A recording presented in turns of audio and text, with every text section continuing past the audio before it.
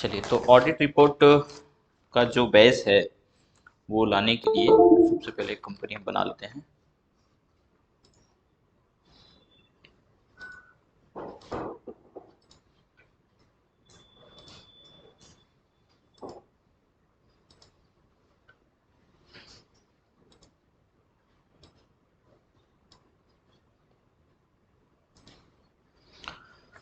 Company का नाम हम दे देते हैं रिपोर्ट 2021।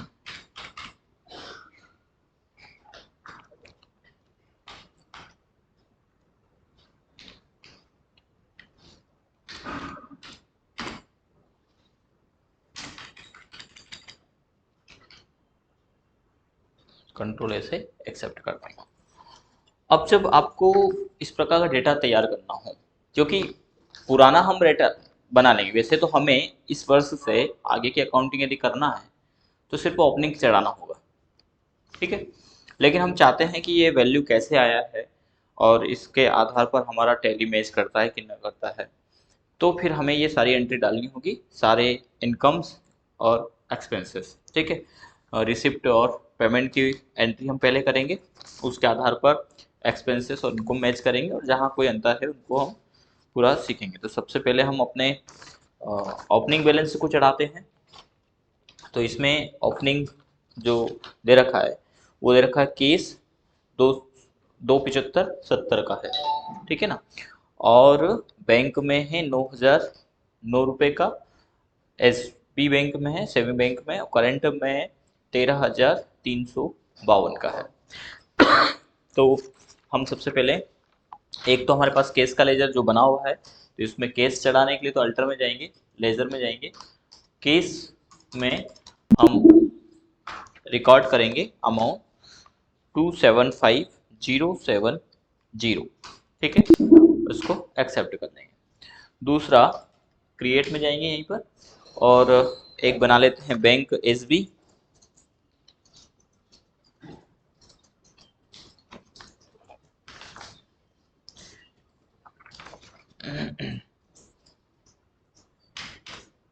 बैंक आ जाएगा बैंक अकाउंट, ठीक है। बैंक में बैंक का अमाउंट डाल दीजिए 9,009, ये हम डालेंगे। और bank C D current account,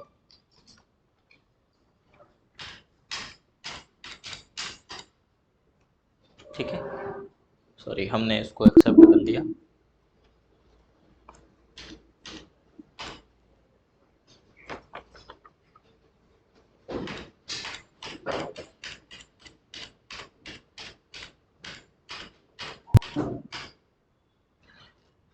यहाँ पर 13,352,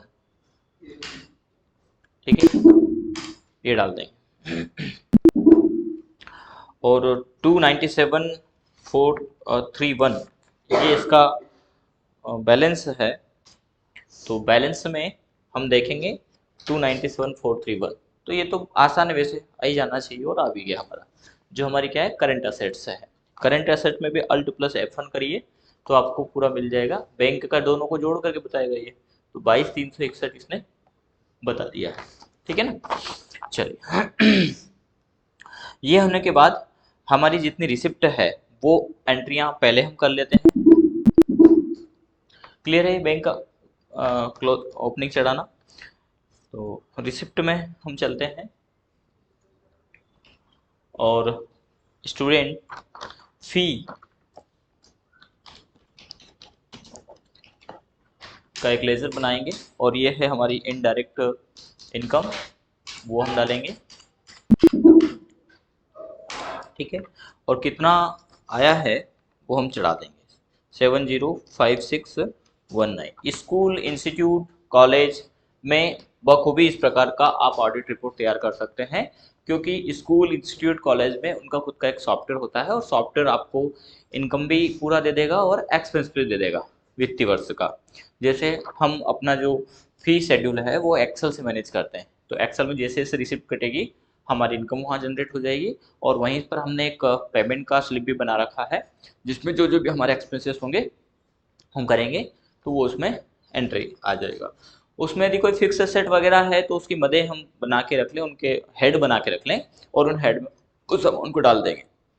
गिनती के हेड होते हैं, जैसे इसमें भी आप देखेंगे सिलेक्टेड हेड है। अब यहाँ पर ये 7 लाख किन किन स्टूडेंट्स आया उनके पास हमारे उनकी रिसिप्ट हमारे पास होगी, ताकि इन फ्यूचर कभी कोई अधिकारी कहे तो हम उनको दिखा सकेंगे। और जो भी एक्सपेंसेस होते हैं उनके बिल रखने होते हैं।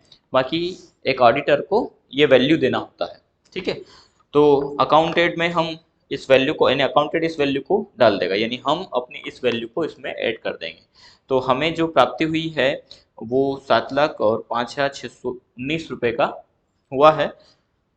और कैसे हुआ है तो हम इसको केस में ले लेंगे अभी, ठीक है। इसके अलावा हमें माइक इनकम हुआ है। अल्ट सी से MISC नाम का एक लेजर बनाएंगे।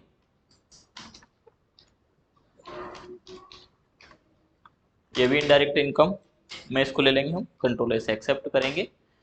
और इसमें जो अमाउंट है वो है 7305, वो हम इसमें डाल देंगे और अकाउंट में केस। फिर MHRD द्वारा 2,000 रुपये की प्राप्ति हुई है। अल्ट सी से MHRD का हम लेजर बनाएंगे और इसमें 2,000 रुपये की हम एंट्री कर देंगे। इसको लेंगे हम केस, ये हमने डाल दिया है। MP ऑनलाइन सर्विसेज की इसमें मदें हैं, तो अल्ट सी से MP ऑनलाइन सर्विसेज SCR कर दिया अभी हमने, इनडायरेक्ट इनकम। और ये प्राप्त हुआ है 2,17,156 रुपये, और हम इसको भी केस में ले रहे हैं अभी फिलहाल। और मिस्टर गिरिराज से प्राप्त हुआ है 47,000 रुपये। हालांकि ये हमारा पिछले ऑडिट रिपोर्ट में भी हम देखें तो लोन एडवांस जो दे रखा था वो प्राप्त हुआ है। तो या तो हम ऑडिट फिर उसमें वित्तीय वर्ष चेंज होता है तो वहां से उठकर आ जाएगा। पुराना यदि आपने कंपनी बना रखा उसी को आप मैनेज करेंगे तो ठीक है, या जैसे इस सेशन का हम जो मैनेज करेंगे नेक्स्ट उसमें ऐड हो जाएगा, तो वहां पर उसका ledger by default loan and advance बनेगा, तो वो ले लेंगे तो वहां से खत्म हो जाएगा क्योंकि वो हमारा अमाउंट था। लेकिन अब यहाँ पर कैसे उस अमाउंट को दिखाएं, तो हम इनडायरेक्ट इनकम में उसको अभी फिलहाल ले लेते हैं। तो अल्ट सी से ग्रीन नाम का एक लेजर बना लेते हैं और इनडायरेक्ट इनकम में इसको ले लेंगे। और ये हमने डाल दिया है 47,000 रुपये, ठीक है। कंट्रोल सॉरी केस सेलेक्ट करेंगे, कंट्रोल ए से एक्सेप्ट कर लेते हैं। अब हम इसको मैच करते हैं, तो ये 76,511, ठीक। तो ये हमारा, अब ये पेमेंट रिसिप्ट है जो हम कहाँ देख रहे हैं, अपनी बैलेंस शीट में देख रहे हैं।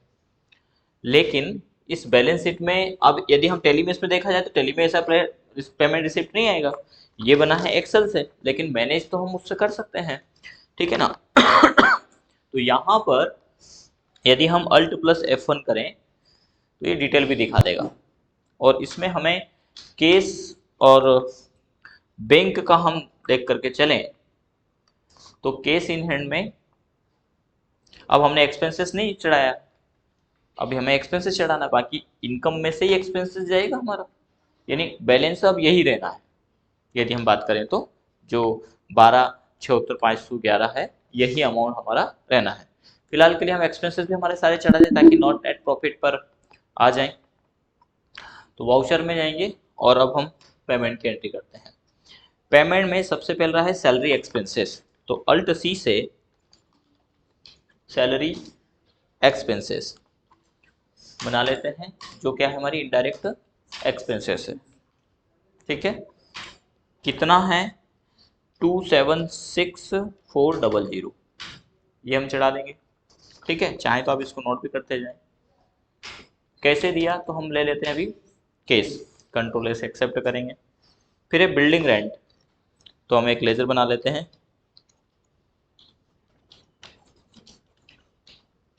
बिल्डिंग रेंट का इनडायरेक्ट एक्सपेंसेस, और ये डाल देंगे हम 108,000, यानी 1,08,000 रुपये। हो गया क्या?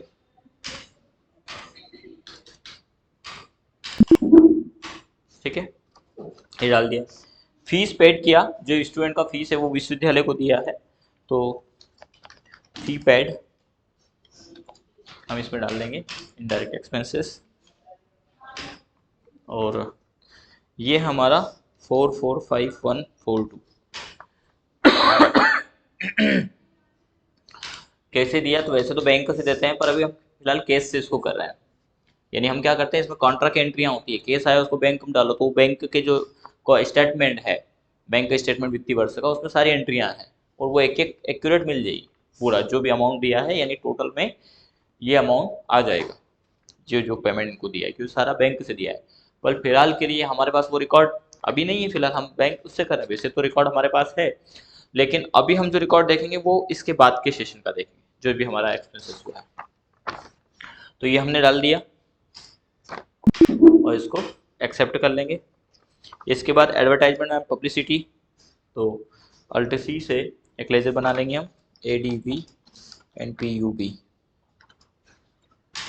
ये भी इनडायरेक्ट एक्सपेंसेस है, और इसकी जो मद है, अमाउंट है 699 है, वो हम डाल देंगे। उसको भी हम ले लेते हैं केस, कंट्रोलर से एक्सेप्ट करेंगे। ठीक है,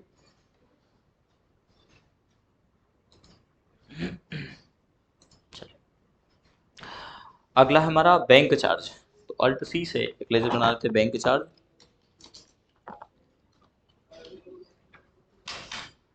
इनडायरेक्ट एक्सपेंसेस, बैंक चार्ज जो हमारा है 1276 है। ठीक है, वो हम डाल देंगे, और बैंक का जो अमाउंट है वो बैंक के करंट अकाउंट से हम माइनस कर देते हैं। देखेंगे इसमें कुछ इधर उधर हुआ तो फिर हम उसको चेंज भी कर सकते हैं। इलेक्ट्रिसिटी एंड फोन एक्सपेंसेस से अल्ट सी से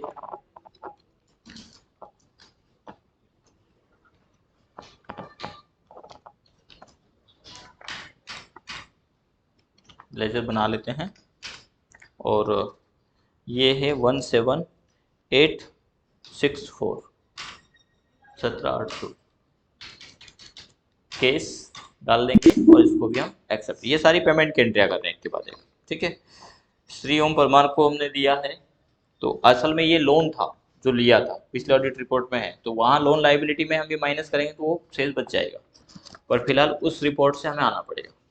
तो आप पिछले वाली रिपोर्ट को मैनेज करके सेम इसी प्रकार फिर इस रिपोर्ट पे आइएगा, तो ये जो कुछ अमाउंट से ले रखे थे ये वही लेजर बन जाएंगे। क्रेडिट वहाँ पे क्या करना होगा, करंट पीरियड को चेंज करना होगा, बस लेजर वगैरह कुछ बनाने की आवश्यकता नहीं।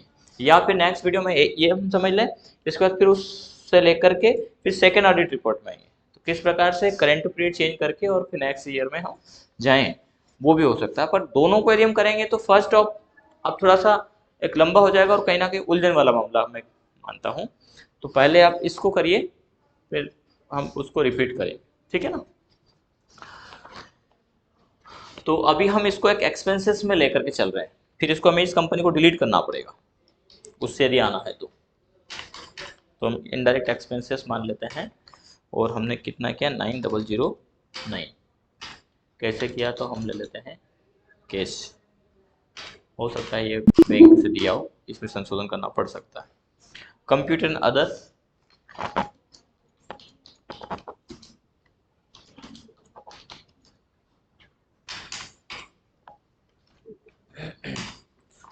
अमाउंट है 190970।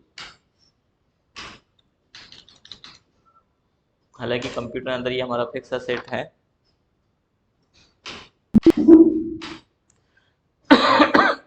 चलिए उसको भी संशोधन करना है। फिलहाल के लिए अभी हमारा केस क्या बता रहा है, हमने ये एंट्रियां कर दी हैं। इसके बाद हम केस को देखते हैं, कुछ संशोधन हमें करना पड़ेगा इसमें। तो बैलेंस में हम जाएं तो प्रॉफिट एंड लॉस में 70,280 रुपये का ये लॉस बता रहा है। तो एक तो ये इसलिए बता रहा होगा क्योंकि हमारा जो कंप्यूटर है वो हमारा फिक्स एसेट है, ठीक है। तो हम इसको करेंगे फिक्स एसेट, ठीक है। अब प्रॉफिट लॉस में जो लॉस आ रहा था वो नहीं आएगा क्योंकि वो डायरेक्ट एक्सपेंसेस हो गया, जबकि हमारा फिक्स एसेट इधर जुड़ता है। तो अब हम मैच करते हैं अपना टोटल अमाउंट इसके बाद रिसिप्ट और पेमेंट के बाद। अल्ट प्लस F1 करें, प्रॉफिट एंड लॉस में चलते हैं, अल्ट प्लस F1। तो हमारा जो प्रॉफिट एंड लॉस जिसको एक्सपेंसेस और इनकम हम देखें तो इसमें आ रहा है 93280 और इसमें आ रहा है 858,390।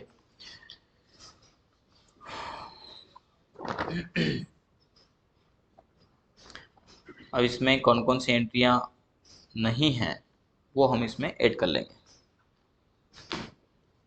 तो हमारा यदि हम एक्सपेंसेस में देखें तो 2740 सबसे पहला है। उन एंट्रियों को आप जब करें हल तो उस पर कोई मार्किंग भी करते जाएं कि हाँ ये मैच कर गया है, ये जैसा मैच कर गया, ठीक है। इसके बाद हमारा 699 का है, 699 का यदि हम इन एंट्रियों को देखें तो 3 3 6 7 एंट्रियाँ हैं और हमारे इसमें भी 1 2 3 4 5 6 7 एंट्रियाँ क्या नहीं है वो हम मैच करेंगे। इधर पेमेंट में हम देखें तो जो हमारा अमाउंट है उसमें 56919 है हमारा, स्टूडेंट फीस पेमेंट किया है। फिर 7305 हमारा है। इसके बाद 2000 का यहाँ पर इनकम हुआ है। इसके अलावा यहाँ पर 2,17,158 का हुआ है, 156 का हुआ है। तो ये हमारा है। एक्स्ट्रा क्या आया है इसमें तो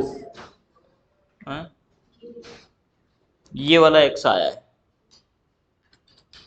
47,000 का, ठीक है। अब असल में ये अमाउंट हमारा जो था वो हमारा पुराना फिक्स एसेट था, सॉरी लोन लाइबिलिटी थी ये, जो इसमें चुका दिया गया है ना। और इसके कारण यहाँ पर एक्स्ट्रा ये अमाउंट बन रहा है।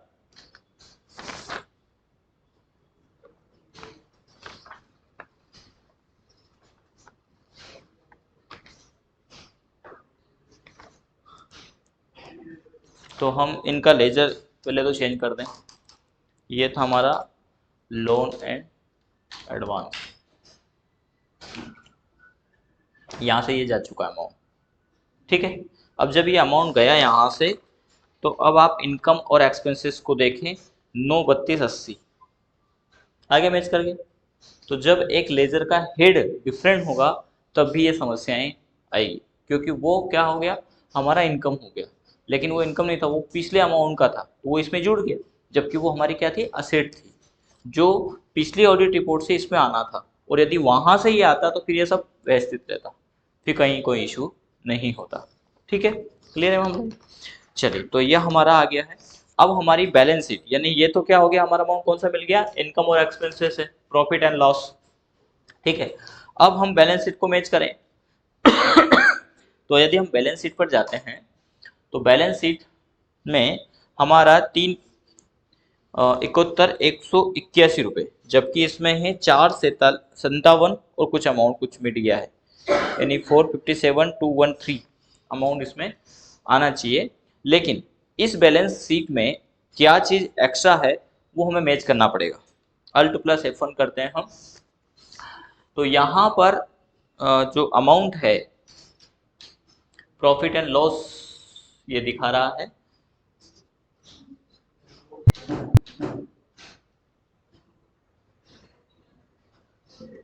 इसमें ओपनिंग जनरल फंड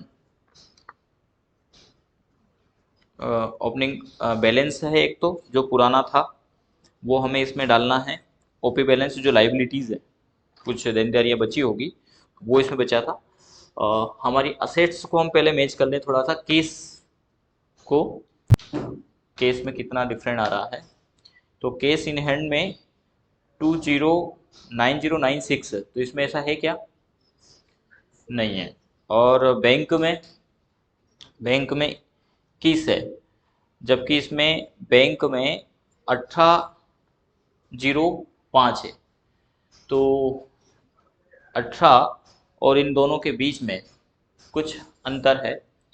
तो जो अंतर है वो एक तो बैंक चार्जेस का है, तो शायद बैंक चार्ज तो बैंक चार्जेस से लगा होगा, लेकिन इसमें एक अमाउंट 9009 का है जो श्री परमार को जो पेमेंट किया है वो हमने केस कर दिया है वो, जबकि वो बैंक से तो एक बैंक का अमाउंट हट जाएगा, जीरो हो जाएगा, ऐसा है इसमें। तो हम एक एंट्री ये 9000 वाली जो हमने किया है उसको हम देख लें।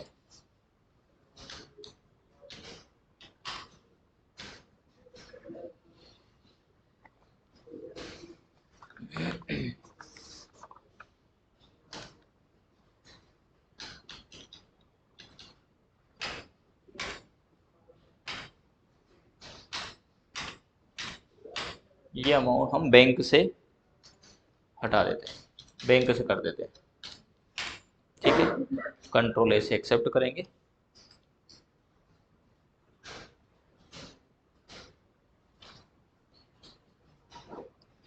तो हमारा बैंक में 12,000 आ रहा है, ठीक है ये। और केस में आ रहा है 2,1575, जबकि इसमें आ रहा है 2,996। तो हम क्या करें, कैलकुलेटर को ओपन करते हैं और 2,15,2,15075 माइनस 2,09,096 यानी 5,979 की एक एंट्री करते हैं केस टू बैंक, ठीक है। वाउचर एंट्री कर रहे हैं क्योंकि बैंक में वो अमाउंट आना चाहिए। वैसे तो ये अमाउंट बैंक में डायरेक्टली आएगा, क्यों, क्योंकि हमने जो ट्रांजेक्शन की वो बैंक से की है, वो जेन्युइन है, उसमें कोई हेरा फेरी नहीं। बैंक में तो हर ट्रांजेक्शन रिकॉर्ड किया है, उसको कोई बदल ही नहीं सकता, तो वो सब व्यवस्थित है। पर अभी हमारे बैंक में पेमेंट शो करने के लिए हम एक वाउचर एंट्री में जाते हैं और यहाँ पे कॉन्ट्रैक्ट का एक वाउचर रिकॉर्ड कर देते हैं।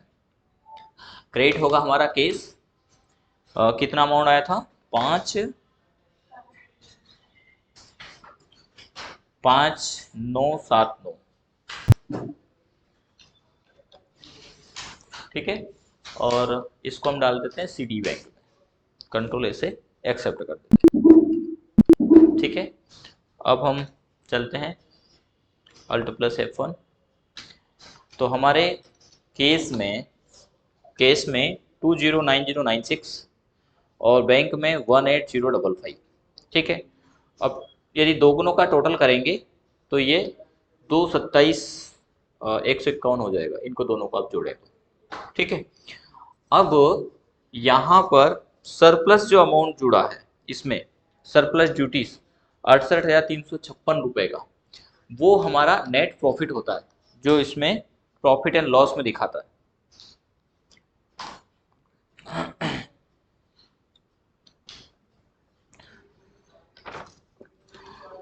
अब इसमें एक तो हमारा नहीं होगा डेप्रिसिएशन जो हमारे कंप्यूटर के ऊपर लगा है, तो वो अमाउंट है हमारा 14,343 रुपये, जो हमारी फिक्स एसेट्स है उसके ऊपर ये डेप्रिसिएशन लगा, ठीक है। यदि आप आपके एक्सपेंसेस की रिपोर्ट देखें, एक्सपेंसेस में चलते हैं हम, एक्सपेंसेस यही मिल जाएगा हमारा। ये एक्सपेंसेस में कितनी रिकॉर्ड आ रही है, 1 2 7 रिकॉर्डिंग है हमारी, 7 है ना। अब देखो इसमें 1 2 3 4 5 6 7 और ये 8, ठीक है। तो 7 में हमारा 14,000 का अमाउंट इसमें शो हो रहा है क्या, इसमें ये 44,500 ये वाला अमाउंट है, ठीक है। तो इस अमाउंट के ऊपर जो हमारा टोटल अमाउंट है ये, इसके ऊपर ये 14,343 रुपये क्या लगा है, डेप्रिसिएशन, मूल्यह्रास हमारा हुआ है। तो हम यदि यहाँ पर एक कैलकुलेशन करें और वो कैलकुलेशन है हमारा 73,690 माइनस 68,356, तो 5,334 रुपये, 5,334 का अंतर आ रहा है। चलिए वो भी हम देखेंगे।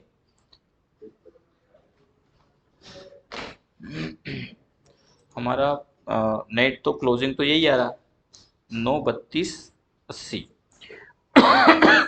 तो ये जो सरप्लस है, अब ये अमाउंट इसमें से ही मैनेज होना है, ऊपर नीचे जाएगा, यानी क्लोजिंग ये चेंज नहीं होगा।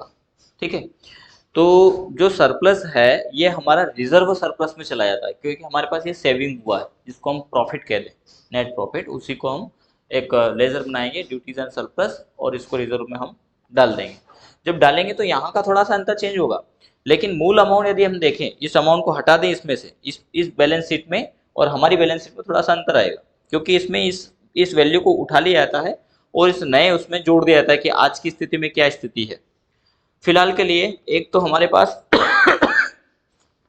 इसकी डेप्रिसिएशन की एंट्री नहीं है, तो वो हम इसमें रिकॉर्ड कर देते हैं, लेकिन इनको मिलाना जरूरी हमारे एक्सपेंसेस में।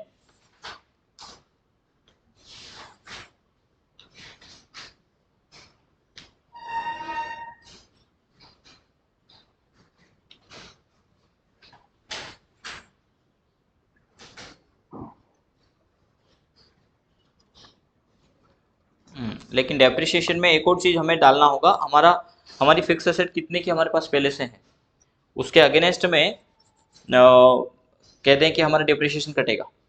ठीक है, तो वो हमारी एंट्री इसमें नहीं की, यानी इनकम एक्सपेंसेस तो हमारा मैच हो रहा है।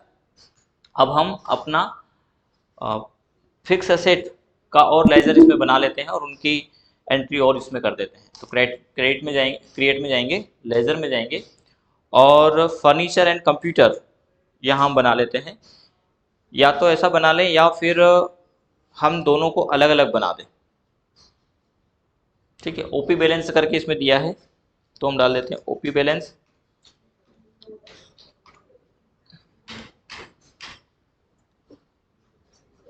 और ये हमारा है फिक्स एसेट। अब ओपी बैलेंस जो है वो है 53,435, और एक है हमारा एड। हालांकि ये दोनों ही हमारा फर्नीचर एंड कंप्यूटर के अंतर्गत है, यानी फिक्स एसेट में है ना। तो एक को हम फर्नीचर दे सकते हैं, एक को कंप्यूटर दे सकते हैं, सिर्फ दे सकते हैं, पर जैसा अभी हमारे इसमें नाम लिखा है ऐसा कैसा हम इसको डाल देते हैं, क्योंकि ये दोनों अंडर फर्नीचर एंड कंप्यूटर के अंतर्गत है, और फर्नीचर और कंप्यूटर हमारा फिक्स एसेट है।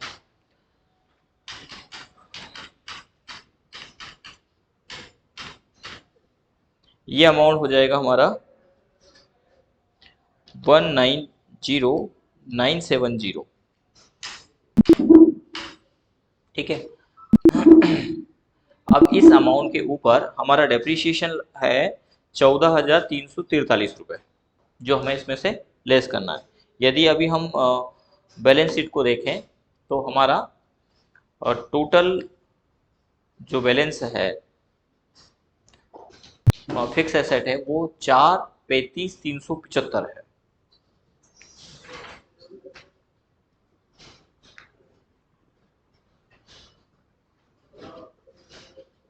जिसमें अल्ट प्लस F1 कर लेते हैं हम। एड इन है 19,970, तो ये तो सही आ रहा है। ओपनिंग बैलेंस जो है वो है 53,435, ये दो बार जुड़ा। देखो हमने ये कंप्यूटर वाला बना लिया था पहले, हमें इसकी ज़रूरत नहीं थी। ओपी बैलेंस नहीं बनाया था हमने, कंप्यूटर एंड अदर बना लिया था हमने। तो हम एक एंट्री यहाँ पर डिलीट करेंगे, एंट्री नहीं, लेजर को डिलीट कर देंगे।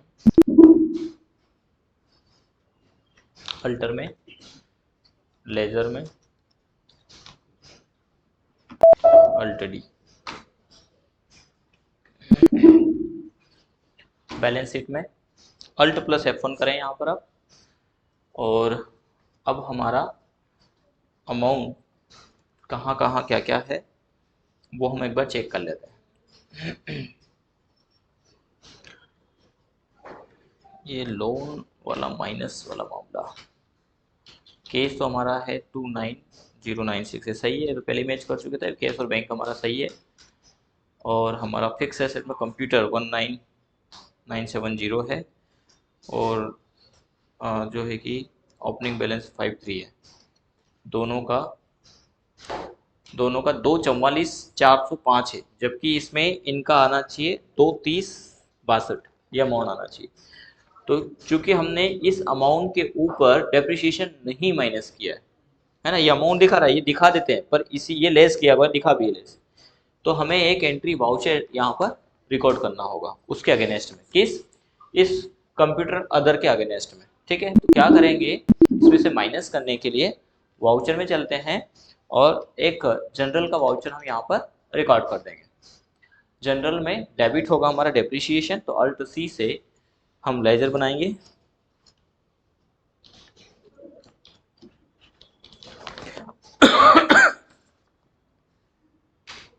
डेप्रिसिएशन, इनडायरेक्ट एक्सपेंसेस, कंट्रोल ऐसे एक्सेप्ट करेंगे और अमाउंट हम डाल देते हैं 14343।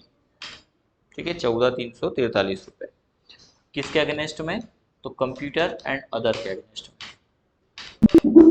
ठीक है, इसके बाद हम बैलेंस शीट को देखें तो 230,62 अल्ट प्लस F1 कर लेते हैं हम। ठीक है, ये आ जाएगा। और हमारा जो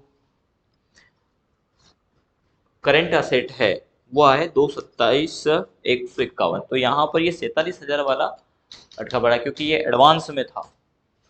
तो अब एडवांस कब से आए, कब आएगा ये, जब एडवांस लोन पिछले सेशन का ले रखा था हमने, तो ये एडवांस दिखाएगा, नहीं तो फिर ये माइनस में दिखाएगा, क्योंकि हमने पुराने उसमें करंट पीरियड चेंज करेंगे, हमने लोन दिया है तभी तो हम यहाँ पे लेंगे।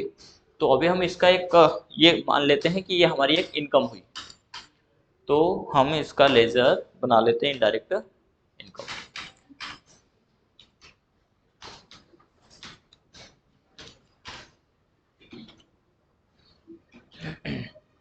जब हम ऐसा करते हैं तो 227,151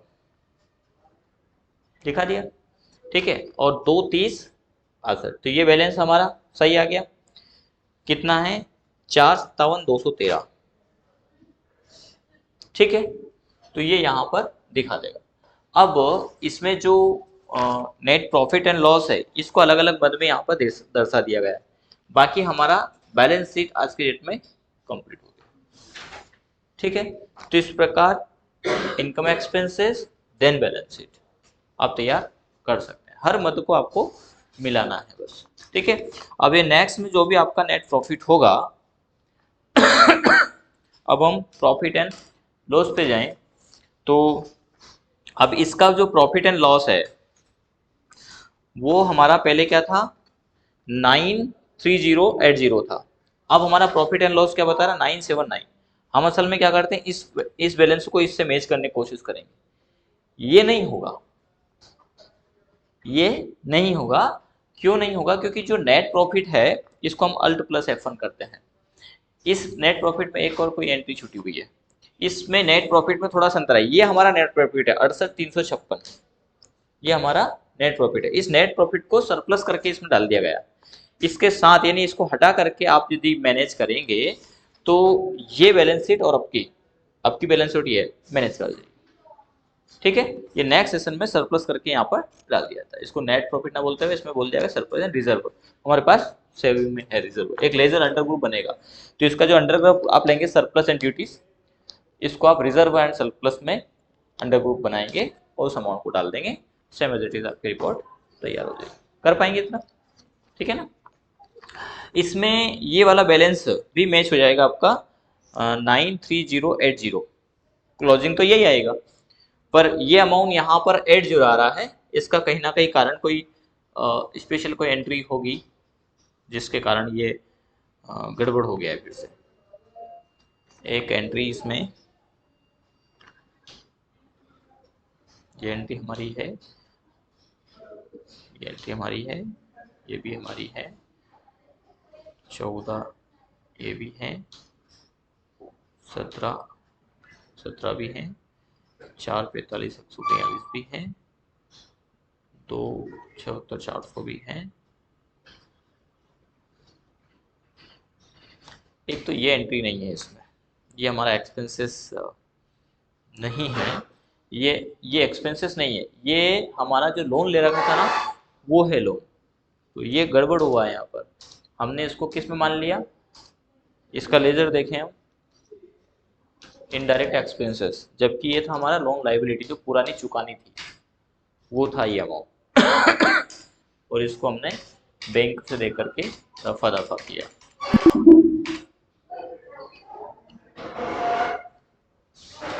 अब वो इधर नेट प्रॉफिट में दिखा देगा। तो इस अमाउंट के अगेंस्ट में कुछ एंट्री छुटी हुई है, उसको आपको मैनेज करना पड़ेगा। बाकी ये आ जाएगा सेम एज इट इज, ठीक है। इसके अगेंस्ट में हमने कोई एंट्री इधर की भी देखनी पड़ेगी, हमें उसको मैनेज करना पड़ेगा। हाँ 750 है, ये 47 हमारा है जो हमने, अब वो हो क्या रहा है कि हमारा लोन था, तो टैली क्या करेगा उस लोन के अगेंस्ट में अमाउंट करेगा। अब यहाँ फिर एक एंट्री गलत है, ये क्या है हमारी, ये इनकम थोड़ी ना, ये तो हमारा पिछले सेशन का loan liability, loan and advance है, जो हमारा अमाउंट सॉरी हमारे करंट अमाउंट था हमारा, उसमें जोड़ना है। ये पूरा एज इट इज आपका बन जाएगा, पर हमारा मेन अमाउंट आ चुका है। क्लियर है ना। अब हमने उन मदों को दूसरी तरीके से लिया है, तो अब आपको क्या करना है कि पिछले रिपोर्ट से आना है, फिर इसमें जो लोन एडवांस दे रखा है वो इसमें मैनेज हो जाएगा। तो दोनों ऑडिट रिपोर्ट पे आधार पर आपको अब काम करना है। कर पाएंगे? नहीं, इसमें थोड़ा सा अंतर है, आपको दोनों पे काम करना है, पहले पुरानी रिपोर्ट फिर नई रिपोर्ट, ठीक है ना। तो आप फोटो नहीं खींचना है, फोटो है ना।